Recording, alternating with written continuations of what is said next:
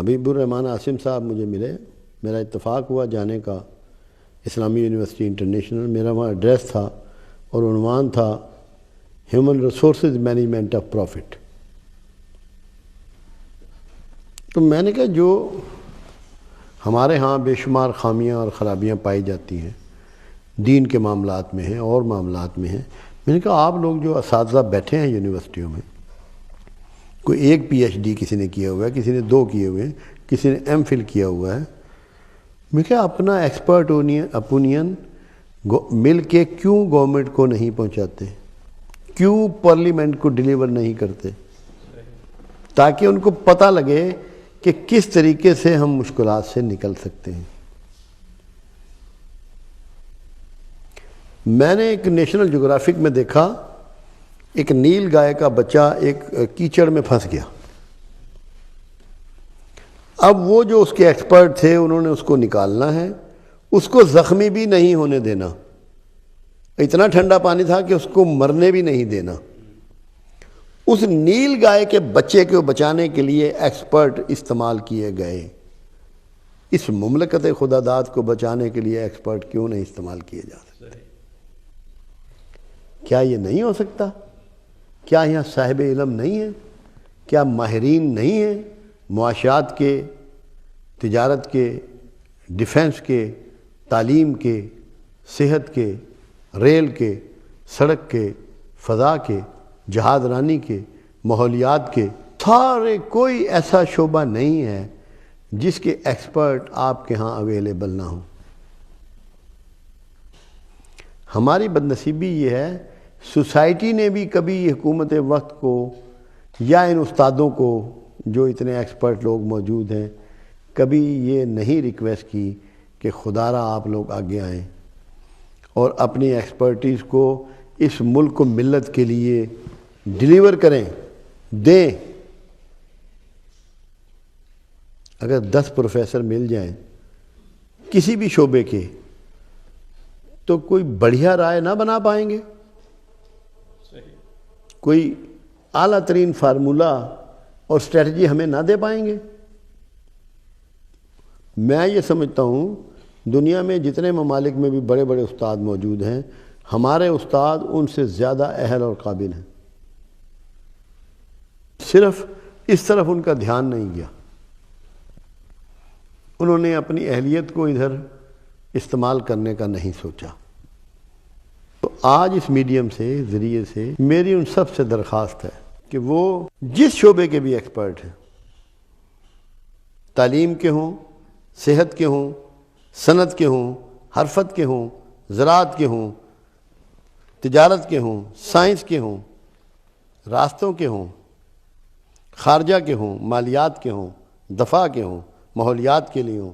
دینی تعلیم کے ہوں، جس شعبے کے بھی ایکسپرٹ ہیں، مل کے، کوئی انڈیویجول نہیں۔ جب قومیں اور ملک اور مملکتیں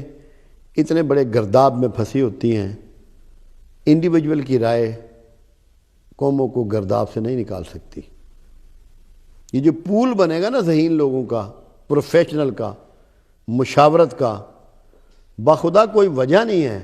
کہ اگر ہم اس پر کام شروع کر دیں، ہمارے استاد جو ہیں وہ اس پر کام شروع کر دیں، ہمارے پروفیشنل جو ہیں وہ اس پر کام شروع کر دیں،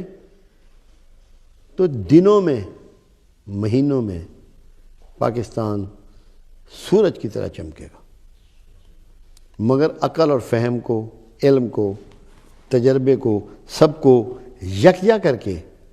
استعمال کیا جائے گا۔ یہ ساری قوتوں کو، سارے ٹیلنٹ کو اکٹھا کرنا اور پورے اخلاص سے اپنی رائے پیش کرنا، یہ تھنک ٹینک کی ذمہ داری ہے۔ میری آپ لوگوں سے بھی گزارش ہے اور درخواست ہے کہ آپ کو قرب و جوار میں، رشتہ داریوں میں بڑے بڑے اعلیٰ استاد موجود ہیں، آپ ان کی منت ضرور کریں کہ خدا را اس طرف ضرور آئیں، اور انشاءاللہ اگر ہم نے اس علم کو، اس تجربے کو استعمال کر لیا، باخدا کوئی وجہ نہیں کہ ہم پیچھے رہ جائیں، کیونکہ ہمارے پاس وہ ایسے ہی ہے۔ ایک بندہ مجھے کہنے لگا کہ میرے گھر میں قرآن رکھا ہوا ہے مگر جادو اگر ہو جائے تو میں کیا کروں؟ قرآن میرے گھر میں ہو تب بھی ہو جائے گا۔ میں نے کہا یار بات یہ ہے، تیرے گھر میں گن رکھی ہوئی ہے، چور آ جاتا ہے، تو اس گن میں کارتوس نہیں ڈالتا، اس پہ فائر نہیں کرتا، تو وہ گن خود اٹھ کر فائر کرے گی؟ وہ اٹھ کر فائر نہیں کرے گی۔ آپ کو وقت کے مطابق اپنی اہلیت اور سورسز کو استعمال کرنا پڑے گا۔ قرآن آپ کا خود گھر میں رکھا ہوا الماری میں تو آپ کو گائیڈ نہیں کرے گا، اس سے گائیڈنس آپ کو اخذ کرنی ہے، لینی ہے۔ ہم یہ سمجھتے ہیں کہ بس خود ہی سارے کام ہو جائیں گے، قیامت تک نہیں ہوں گے، جب تک کہ پوری سنجیدگی اور پوری دیانتداری کے ساتھ، اخلاص کے ساتھ جس کا جو ٹیلنٹ ہے وہ مل کر اپنے اپنے گروہ بنا کر حکومت وقت کو، پارلیمنٹ کو، اداروں کو اپنی ایکسپرٹ رائے دینی نہ شروع کریں، کیونکہ علم و ذہانت اتنی ہے یہاں، یہ اللہ نے وافر بانٹی ہوئی ہے، بہترین مشورے ملیں گے اور اللہ ہم پہ رحم بھی فرمائے گا اور کرم بھی ہو جائے گا۔ تو بنیادی طور پہ ادارہ بھی کوئی تبھی کامیاب ہو سکتا ہے کہ اس کے پاس مشاورت کا سسٹم موجود ہو۔ اگر مشاورت کا سسٹم موجود ہو تو ناکامیاں دور چلی جاتی ہیں، اور اسی لیے اللہ نے اپنے حبیب کو یہ آرڈر کیا کہ ان سے مشورہ کیا کر۔ اللہ کو نہیں معلوم کہ رسول اللہ کے مقابلے میں یہ کمتر لوگ ہیں، ان کا وہ فہم نہیں ہے، وہ ایمان نہیں ہے، وہ علم نہیں ہے